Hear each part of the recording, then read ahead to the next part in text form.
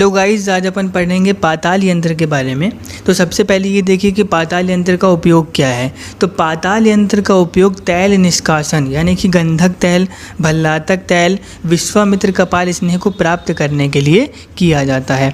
अब देखते हैं कि पाताल यंत्र होता कैसा है, उसका उपयोग किस प्रकार से किया जाता है और किस प्रकार से भल्लातक आदि का तैल प्राप्त किया जाता है। तो चलिए इसको देखते हैं।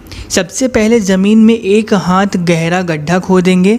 अब उस गड्ढे में मिट्टी के घड़े को डालकर रख देंगे जिसमें किसी भी औषध का तेल प्राप्त करना हो। अब इस मिट्टी के घड़े के ऊपर एक छिद्रयुक्त सराव रखेंगे जिससे किसी भी औषध का तेल रिस करके जाएगा और उस मिट्टी के घड़े में एकत्रित हो जाएगा।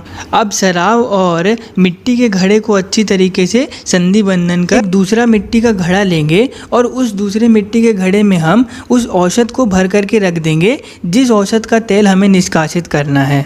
अब इस दूसरे मिट्टी के घड़े को जिसमें हमने औषध को भर करके रखा है यानी कि इस औषध युक्त दूसरे मिट्टी के घड़े को इस तरीके से सराव के ऊपर रखेंगे कि इस दूसरे मिट्टी के घड़े यानी कि औषध युक्त मिट्टी के घड़े का मुख भाग सराव के ऊपर आए और इसका तल भाग ऊपर की तरफ हो। अब इस औषध युक्त मिट्टी के घड़े और सराव का संधि बंधन कर चारों तरफ से उपलों को भली भांति रख कर अग्नि को प्रज्वलित कर दिया जाता है।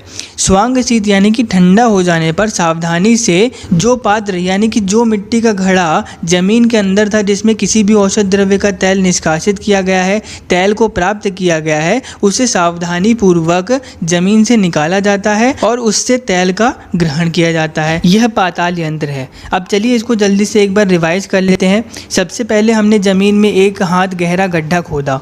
उस गड्ढे में हमने एक मिट्टी के घड़े यानी कि किसी भी पात्र को रखा जिसमें हमें किसी भी औषध द्रव्य के तेल को निष्कासित करना है।